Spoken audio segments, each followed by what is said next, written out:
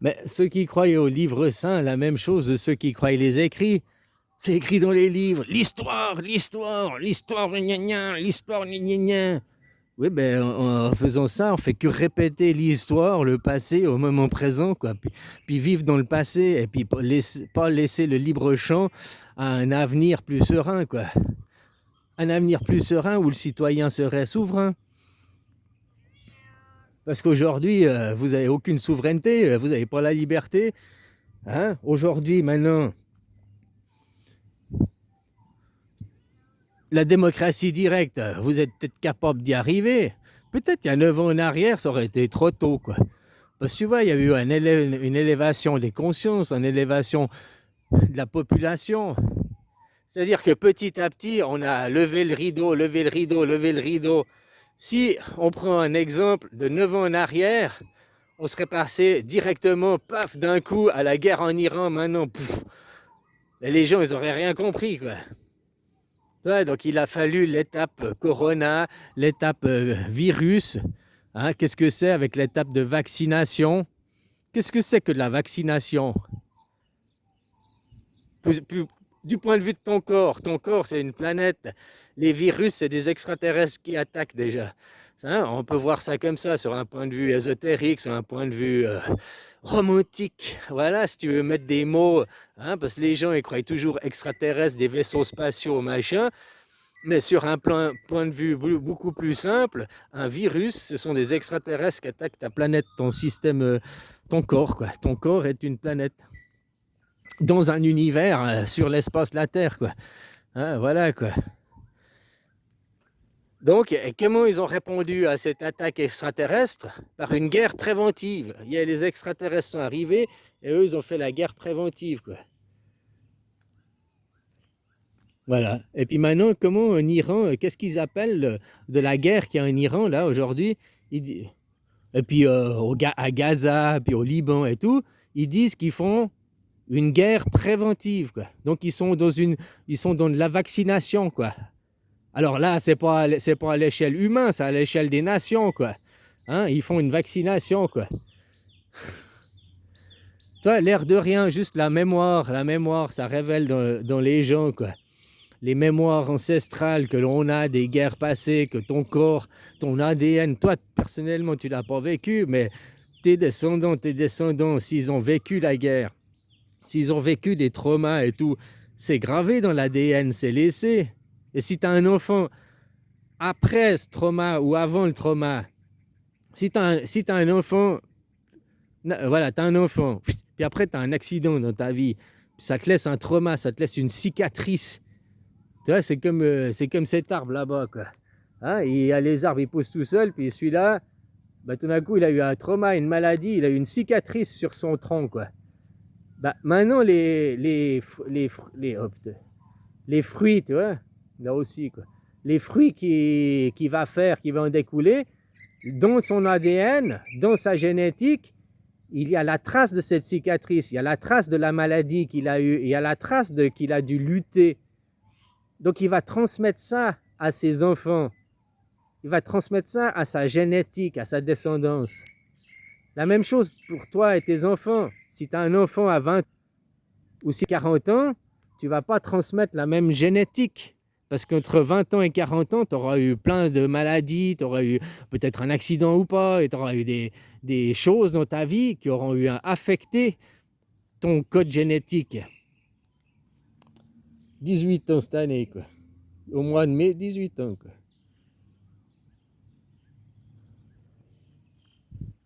Donc voilà, si ce que je te disais, si tu as un enfant à 20 ans, puis que il t'est rien arrivé de spécial dans la vie, puis qu'à 25 ans, tu as un accident, tu dois survivre, tu reviens, tu passes à 2 doigts de la mort, ben après, tu vas rester ça dans ton génétique.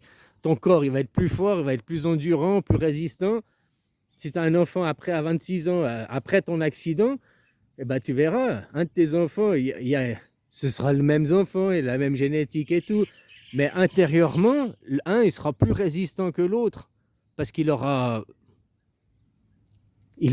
voilà, pas lui personnellement, mais ton corps, il aura passé par une mutation. Bon, je reviens, ce que je disais, ça a commencé comment au début? Le virus, hein, une attaque extraterrestre. Et qu'est-ce qu'on fait contre les extraterrestres? On a fait une guerre préventive, un vaccin.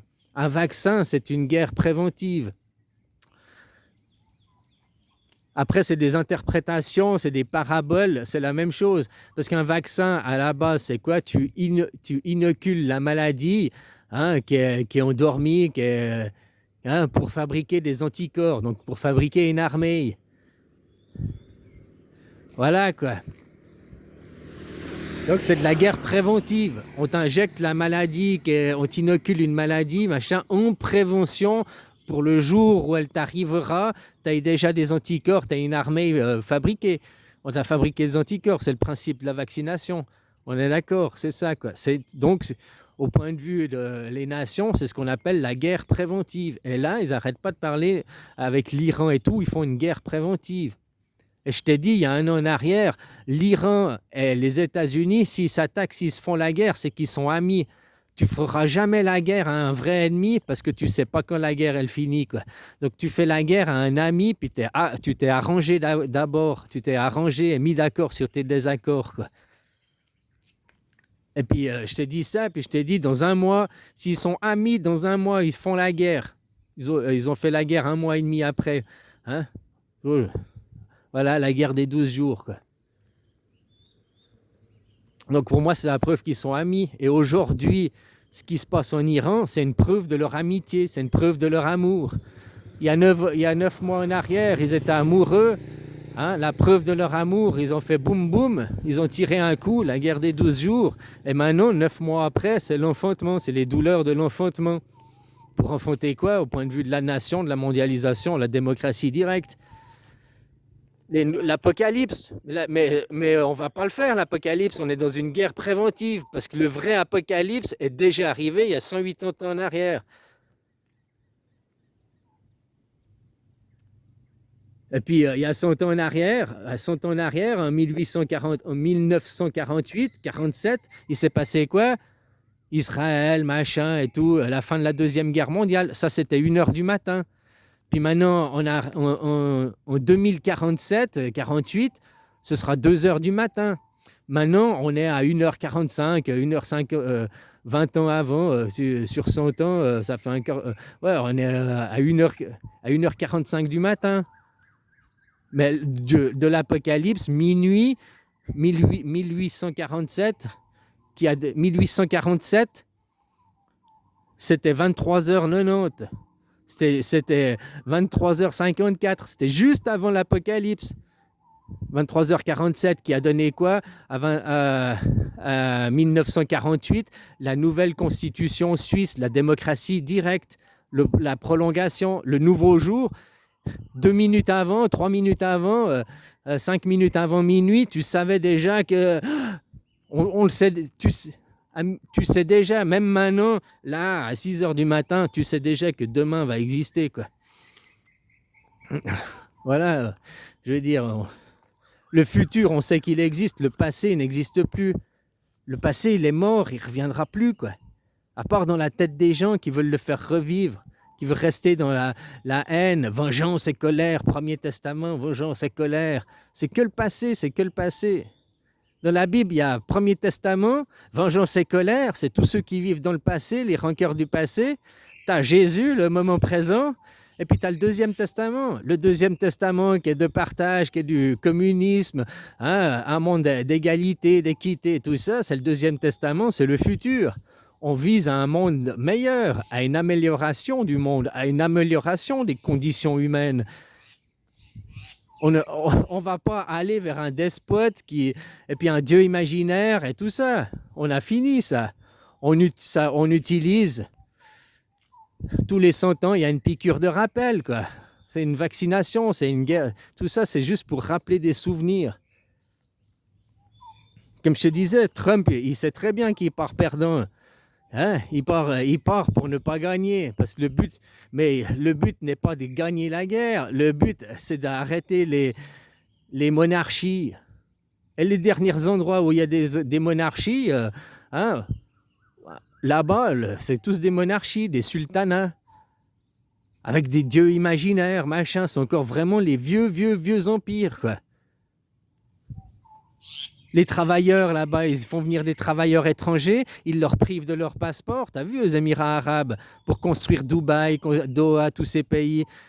T'as vu toutes les conditions de travail inhumaines qu'ils ont les gens, quoi. Ils font venir des hindous, ils font venir même, j'ai vu des Italiens, des Français qui étaient là pour de la restauration. Ils se faisaient aussi priver du passeport. S'ils veulent retourner voir leur famille pour 2 semaines de vacances, hein, ils ne peuvent pas avoir leur passeport facilement, quoi.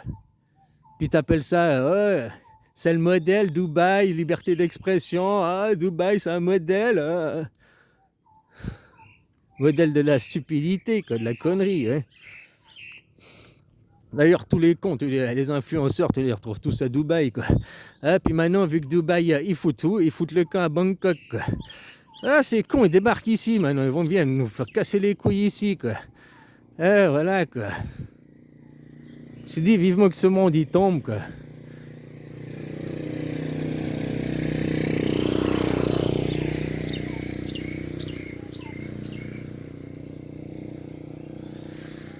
Puis vu que c'est pas vous, les gens qui êtes prêts à le faire tomber, à partir en grève générale, parce que « Ah non, mes factures, ma voiture, vous êtes tout le temps à chiner.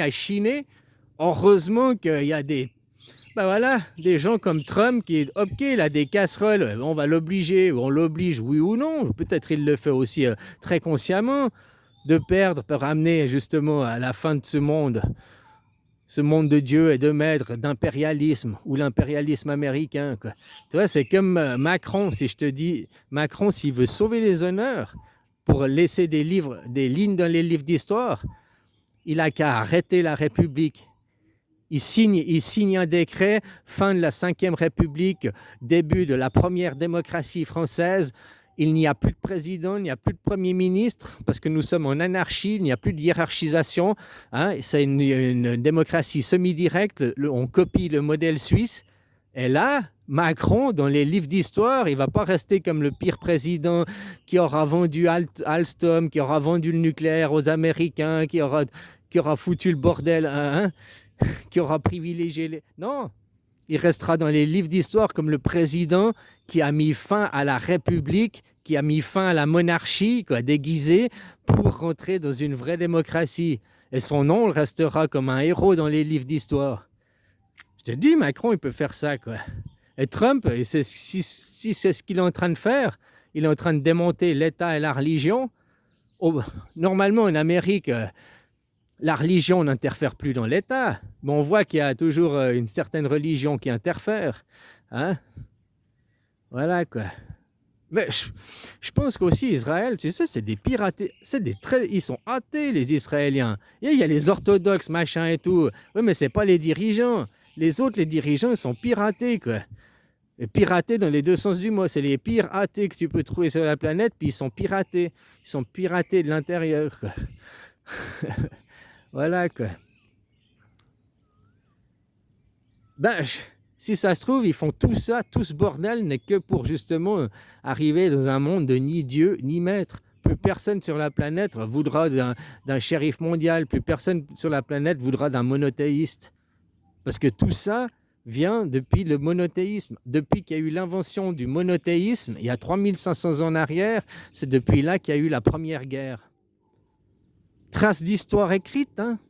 Voilà, quoi. Avant, il y a eu des bagarres, il y a eu des choses, mais maintenant, des guerres intentionnelles pour un dieu imaginaire. Avant, il y avait des bastons, c'était des guerres, c'était pas des guerres, c'était des bastons, c'était des problèmes d'ego, quoi. C'était ça. Maintenant, c'est plus des problèmes d'ego, c'est au nom d'un dieu imaginaire, au nom d'une cause imaginaire, pour créer un pays imaginaire, quoi.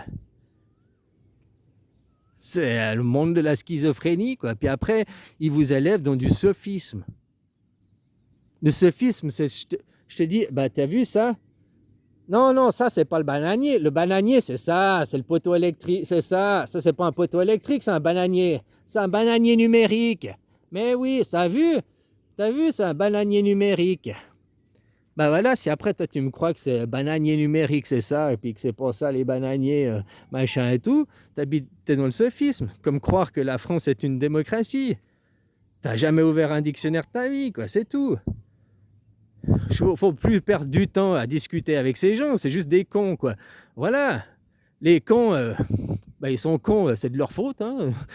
Ils ont qu'à ouvrir des livres, ils ont qu'à ouvrir le dictionnaire, quoi. Voilà. Mais con, la différence, c'est que con, ça peut se soigner. Hein? Voilà, quoi.